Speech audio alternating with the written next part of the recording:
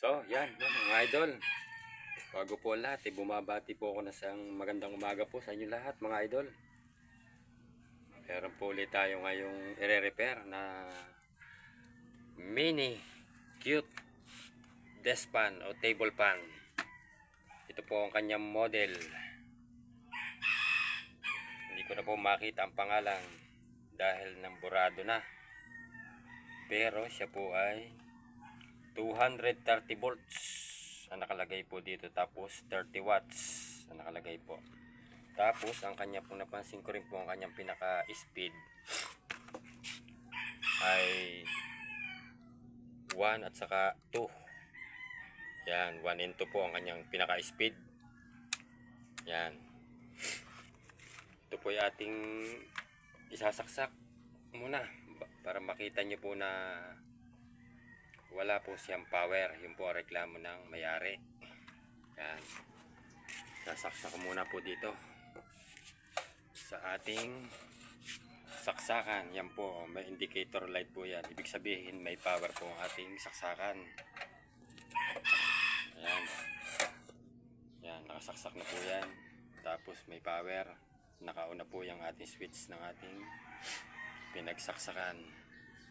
Ayan, balik po tayo dito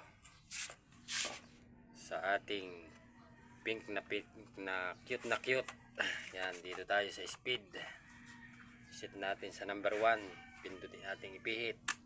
Wala po, walang reaction po ang kanyang pinaka motor. Hindi po gumalaw ang hélice. Number 2. Yan, number 2 pala po yun. Nagkamali na si Roldan. Ito po ang number 1, ayan, 0, number 1, number 2. Wala po. Wala talaga siyang power. Kaya ang gagawin po natin ay ating kakalasin. Ito po. Ito po ay paikot. Ang tornilyo po niyan. Yan. Paikot yan. Balikan ko na lang po kayo mamaya pagka nakalas ko na po ito. Diyan muna po kayo. So, yan na mga idol. Balikan ko po kayo. Update po sa ating ginagawa. Atin pong tingnan ng hélice kung siya ay freewheeling. Ayan, oh, napakalambot naman po. Freewheeling pa. At kung atin naman titingnan ng kanyang pinaka-bushing, parang wala naman pa siyang kalog. Hindi pa masyadong malaki ang kalog nito, mga idol. So ayan, akin muna. Ang pagkakalas nga pala po nito ay wala pong lock ang kanyang hélice. Ito po ay hinihila lang pataas. Itong hélice na ito, hinihila lang po yan, mga idol. Balikan ko po uli kayo mamaya. So yan na mga idol, natanggal ko na po ang pinaka-hélice. At may napansin po ako na sobrang daming mga buhok na umikot dito sa pinaka-shafting po. Kalasin ko muna po ito, mga idol. Balikan ko po kayo. Ilalabas po natin ang motor para ma-check natin kung anong problema po niyan. So, yan na po. Natanggal ko na po ang pinaka-cover ng motor. At napansin ko po itong model na ito. Na bahagi ko lang po sa inyo ay wala siyang capacitor po siya. Walang capacitor. Motor lang po yan. So, yan. Aking titester muna po ito. Balikan ko po ulit kayo mamaya. Yan, bago ko po takloban ito, mga idol, ay aking kukwento muna sa inyo kung ano naging problema, mga idol. Napansin ko po ang kanyang motor ay gumalaw sa kanyang pagkakatornilyo. Kaya may naputol na isang linya dito sa kanyang pinaka power cord. Yung po kanyang line 2 dito sa pinaka switch. Yun ang mga isang linya po sa power cord. Yung line 1 ay sa common ng pinakamotor. Ito, okay naman po.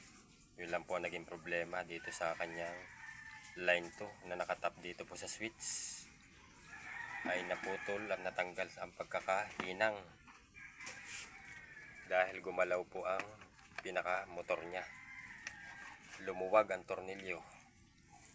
So yan, tatakloban ko muna po ito Balikan ko po kayo mamaya pagka ipa-final testing na natin po. So yan na po, update po tayo sa ating ginagawa. Naikabit ko na po lahat ang kanyang parts. Natornilyohan ko na po yan. Tapos yung kanyang pinaka ilis, naikabit ko na rin. Nilagyan ko na rin po ng langis.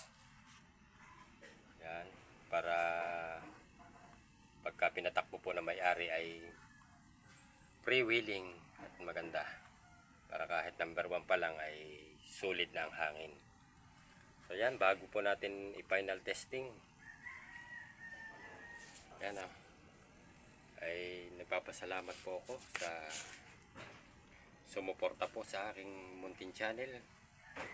Hindi ko na po kayo isa-isahin. Lubos po ang aking pasasalamat, mga idol, mga brother, mga lods. Papasalamat po ng marami. At ito po, ating ipa-final testing na po. Ating muna pong pindutin itong ating pinakasasakan. Yan, buhay po.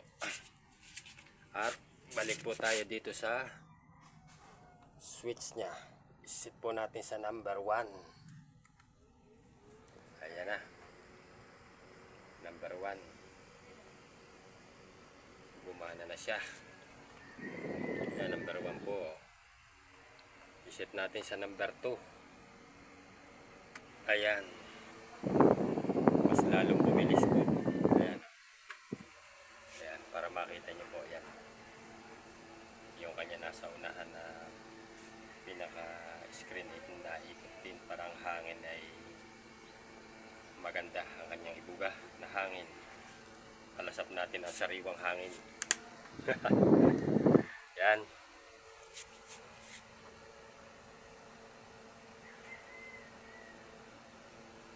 Hanggang dito na lang po ang ating video.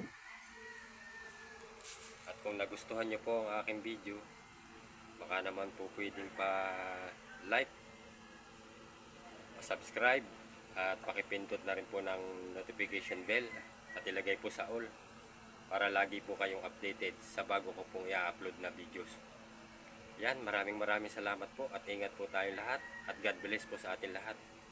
Mga idol, mga brother, mga lods, bye bye na po. Salamat po na marami.